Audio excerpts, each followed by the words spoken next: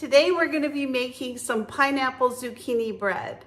So I actually go out and I look in my garden every single morning, and I honestly can't imagine how I miss this, but I have so many big leaves on the zucchini and I have cucumbers growing all around it, and it's like a jungle out in my garden right now. Lots of good things coming. I have a ton of tomatoes on the vines. I just cannot wait to have some of my tomatoes. Some of them are just almost ripe, but I'm still dealing with zucchini. So I'm gonna be making some pineapple zucchini bread. Now I'm gonna do this with a twist. I'm actually gonna be substituting some of the oil for some applesauce, not all of it. I still wanna have that really good zucchini bread taste, but just a little bit healthier. And then I'm also gonna be adding some flaxseed meal. So the first thing I'm gonna be doing is adding 2 cups of sugar to 3 eggs. Now, I also wanted to let you know, this is something you can bake, let it cool, wrap up really good, and put in your freezer for a later date. Zucchini bread lasts, a couple months. If it's really nicely packed up, it's something you can enjoy maybe when you're out of summer. All right. So when I know you're probably wondering, healthy version, 2 cups of sugar. So this actually makes 2 zucchini breads. But still, I know it's not healthy. I said healthier version. We're just gonna give this a little stir. We wanna just incorporate our eggs and our sugar together.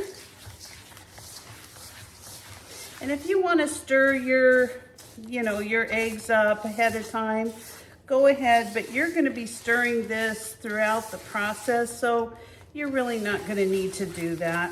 Now we're gonna be adding the oil. So as I said, we were gonna be putting in a cup of oil. We're gonna be adding a 1/2 cup, and we're gonna do a 1/2 cup of applesauce. Now this is a cinnamon applesauce, but I think it's gonna taste really good in this recipe. Now this was applesauce that I canned from some apples off of my Fuji apple tree, and this applesauce, I could eat it all by itself. It is just so good. Well, I do eat it all by itself. And then I'm gonna put just a little under a 1/2 cup of oil in here. And there we go. We're gonna add that to our mix. Now we're gonna add 2 teaspoons of vanilla. 1, 2. Then we're gonna be adding 1 can. Now this is a 20-ounce can. We're gonna drain it and add this pineapple to the mix. So I'm just gonna get some of this water out of this zucchini. I don't like this much liquid in my zucchini. Now there's a lot of ways you can do it. Sometimes I wrap it up in a paper towel. Sometimes, like today, I just take the easy way out and run it through a lemon peeler, a lemon juicer, and it just helps the zucchini bread not be too waterlogged. I just don't think all that water is a good thing. I mean, water is always a good thing, but in zucchini bread, I could do without it. You notice a lot of this liquid comes out of this when you squeeze it. It's just incredible. So I just want to show you how much liquid I got off of 2 cups of shredded zucchini. What's interesting to note about that is that you actually get more zucchini in your cup if you drain the water. And the whole point of zucchini bread is that you get more zucchini. So my suggestion is, just if you have time, take a few minutes, drain your zucchini off. You can drain it in a paper towel. You can put it in a lemon juicer. There's just all kinds of ways you can do it to make it easy. It's a messy process, unfortunately, but it only takes a couple minutes, and it only takes a couple minutes if you put it on a paper towel just to throw it all away just as easily. The next step is that we're gonna put in our drained pineapple. And there you go. So we're just gonna give all of this a mix. Just get it all mixed together. And then we're gonna add our flours and our baking powders to this. All right, we're gonna set this aside and we're gonna start on our dry ingredients. So to this, we're gonna get 3 cups of all-purpose flour. To that, we're gonna be adding 4.5 teaspoons of baking powder. There's 1.